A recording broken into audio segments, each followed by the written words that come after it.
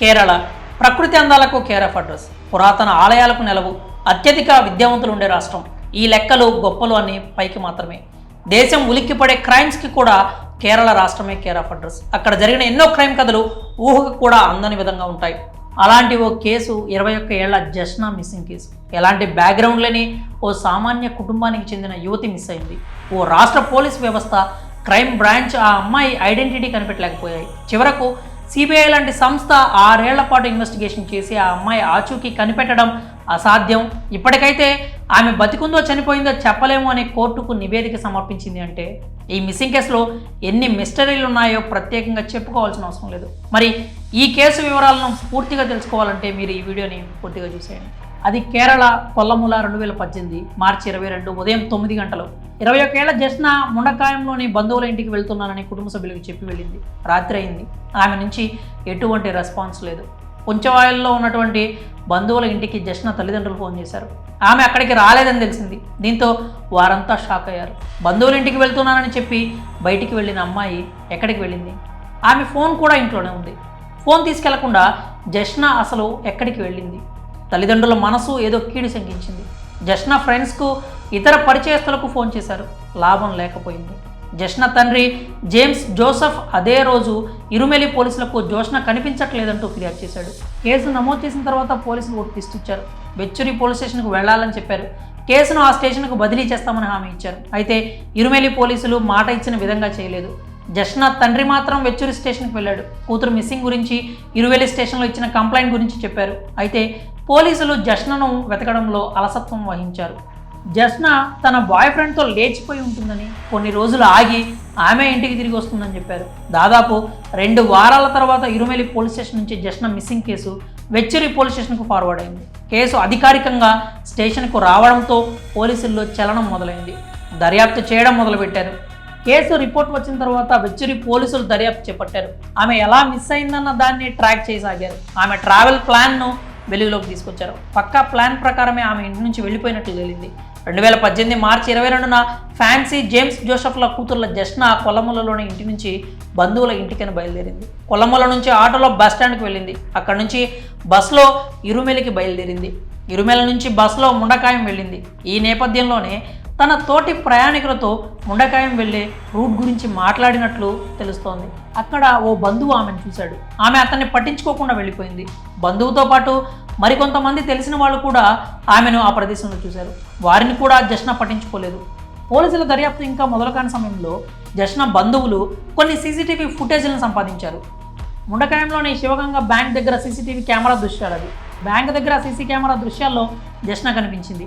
ఆమె బ్యాంక్ దగ్గర కూర్చొని ఉంది. బ్యాంక్ పక్కన ఉన్న ఓ ఇంటికి సంబంధించిన సీసీ కెమెరాల్లో కూడా ఆమె అక్కడ కూర్చొని ఉన్నట్లు తెలిసింది. పోలీసులు దర్యాప్తు చేపట్టిన తర్వాత సీసీటీవీ ఫుటేజ్లు వారికి చేరాయి. అయితే బ్యాంకు దగ్గర కూర్చున్నది జష్నానే అని చెప్పలేమని పోలీసులు అన్నారు. అంతేకాదు జష్నా అసలు ముండకాయం వెళ్ళిందా లేదా అని తేల్చడానికి ఎటువంటి ఆధారాలను పోలీసులు సేకరించకపోవడం గమనార్హం. జష్నాకు ఓ గ్యాంగ్ ఉండేది. ఆ గ్యాంగ్లో మొత్తం 5 సభ్యులు ఉండేవాళ్ళు. ఆమె ప్రతిరోజు క్రమం తప్పకుండా వారితో మాట్లాడేది. వారిలో ఓ అబ్బాయి కూడా ఉన్నాడు. అతడు జష్నా క్లాస్మేట్. పోలీసులు ఆ అబ్బాయిని కూడా చాలాసార్లు విచారించారు. అయినా వారికి ఎలాంటి ఉపయోగం లేకపోయింది. పోలీసులు జష్నాతో పాటు బస్సులో ప్రయాణించిన ప్రయాణికుల్ని విచారించగా ఆమె ముండకాయం నుంచి చెన్నై వెళ్ళినట్లు తెలియొచ్చింది. దీంతో కేరళ పోలీసులు చెన్నై వెళ్లారు. అక్కడ ఆమె కోసం వెతకసాగారు. ఈ నేపథ్యంలో కరోనా వైరస్ మహమ్మారి దెబ్బకొట్టింది. లాక్డౌన్ కారణంగా దర్యాప్తు ఆగిపోయింది. పోలీసులు జష్నా కోసం చేస్తున్న ప్రయత్నాలు అన్నీ విఫలమవుతూ వస్తున్నాయి. కేసు దర్యాప్తు మొదలై నెలలు గడుస్తున్నా పురోగతి లేకపోవడంతో అసెంబ్లీలో దీనిపై చర్చ జరిగింది. అసెంబ్లీలో రచ్చ కారణంగా కేసు క్రైమ్ బ్రాంచ్కు బదిలీ అయింది. ఈ నేపథ్యంలో కూడతాయి సైనైడ్ జాలీ కేసును ఛేదించిన కేజీ సీమాన్ కూడా రంగంలోకి దిగారు. సైంటిఫిక్ మెథడ్స్ ద్వారా వెతుకులాట మొదలుపెట్టారు. ఆమె దైనందిన అలవాట్లను తెలుసుకోవడానికి బంధువులు, కుటుంబ సభ్యులు, క్లాస్మేట్స్, ఫ్రెండ్స్ ఇలా చాలామందిని విచారించారు. ఇంటి నుంచి ఆమె ఒక్కతే వెళ్ళిందా లేక ఆమె వెంట ఎవరైనా ఉన్నారా అన్న కోణంలో కూడా దర్యాప్తు జరిగింది. జష్నా గురించిన విషయాలు తెలుసుకోవడానికి పోలీసులు కొన్ని ఊళ్ళల్లో సమాచార బాక్సులను సైతం ఏర్పాటు చేశారు. ఆమె గురించి తెలిసిన వాళ్ళు పేపర్లో వివరాలను రాసి దాంట్లో పడేయాలని పేర్కొన్నారు. జష్నా గురించి తెలుసుకోవడానికి పోలీసులు ఏకంగా 300 మందిని విచారించారు. 150 మంది స్టేట్మెంట్లను రికార్డ్ చేశారు. అంతేకాదు జష్నాను కనిపెడితే 2 లక్షల రూపాయల రివార్డు కూడా ప్రకటించారు. తర్వాత దాన్ని 5 లక్షలకు పెంచారు. పోలీసులకు లక్షల కాల్స్ వచ్చాయి, కానీ ఎలాంటి లాభం లేకపోయింది. క్రైమ్ బ్రాంచ్ కేసును దర్యాప్తు చేసినా పెద్దగా లాభం లేకపోయింది. జష్న ఏమైందన్నది ప్రశ్నగానే మిగిలిపోయింది. దీంతో కుటుంబ సభ్యుల్లో ఆందోళన మొదలైంది. జష్న సోదరుడు ఈ కేసుపై కేరళ హైకోర్టును ఆశ్రయించాడు. క్రైమ్ బ్రాంచ్ విచారణతో తమకు సరిగా న్యాయం జరగట్లేదని కేసును సిబిఐకి అప్పగించాలని కోరాడు. దీనిపై విచారణ జరిపిన కోర్టు జష్న కేసును సిబిఐకి బదిలీ చేసింది. సిబిఐ కూడా దర్యాప్తు మొదలుపెట్టింది. పోలీసులు నమోదు చేసిన విధంగానే సిబిఐ కూడా ఓ ఎఫ్ఐఆర్ నమోదు చేసి దర్యాప్తు ప్రారంభించింది. సిబిఐ దాదాపు 6 ఏళ్ల పాటు సుదీర్ఘ దర్యాప్తు చేసింది. జష్నకు సంబంధించి ఎలాంటి ఆధారాలు దొరక్కపోవడంతో సిబిఐ కూడా చేతులెత్తేసింది. ఈ కేసుకు సంబంధించి సిబిఐ తమ దర్యాప్తును ముగించింది. తుది రిపోర్టును కోర్టుకు అందించింది. జష్న ఎక్కడికి వెళ్ళింది, ఏమైంది, ఆమె ఎలా ఉంది అన్న విషయాలను తాము కనిపెట్టలేకపోయామని కోర్టుకు తెలిపింది. జష్న మిస్సింగ్లో ఆమె తండ్రి, ఫ్రెండ్ ప్రమేయం ఏమీ లేదని స్పష్టం చేసింది. అంతేకాదు కేసులో కేరళ పోలీసుల అలసత్వం స్పష్టంగా కనిపిస్తోందని తెలిపింది.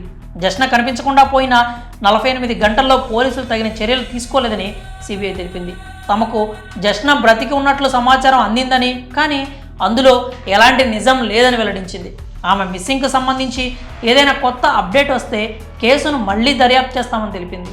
పోలీసులు దర్యాప్తు మొదలుపెట్టిన తర్వాత ఆమె మొబైల్ను స్వాధీనం చేసుకున్నారు. ఫోన్ను పరీక్షించారు. అందులో ఓ మెసేజ్ వారి మతి పోగొట్టింది. జష్న ఇల్లు విడిచిపోయేటప్పుడు తన ఫ్రెండ్కు ఓ మెసేజ్ పెట్టింది. ఆ మెసేజ్లో నేను ఆత్మహత్య చేసుకోబోతున్నాను అని ఉంది.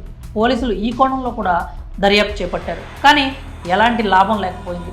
దర్యాప్తు మొదలైన తర్వాత జష్న తండ్రితో పాటు బాయ్ ఫ్రెండ్గా భావిస్తున్న వ్యక్తిపై కూడా అనుమానాలు మొదలయ్యాయి. వీరిపై కూడా కేసులు నమోదయ్యాయి. పోలీసులు, క్రైమ్ బ్రాంచ్, సిబిఐ విచారించింది. అన్నీ కూడా వారి ప్రమేయం లేదని తేల్చాయి. 2018 జూన్ 2న కాంచీపురంలో కాలిపోయిన ఓ యువతి శవం లభించింది. పోలీసులు ఆ శవాన్ని స్వాధీనం చేసుకొని జష్నదా కాదా అన్న కోణంలో విచారణ చేశారు. చివరకు అది జష్నది కాదని తేలింది. జష్న బంధువు ఒకరు కొత్తగా ఓ ఇల్లు కడుతున్నారు. ఆ ఇంటి పునాదిలో జష్నను చంపి పూడ్చారన్న ప్రచారం మొదలైంది.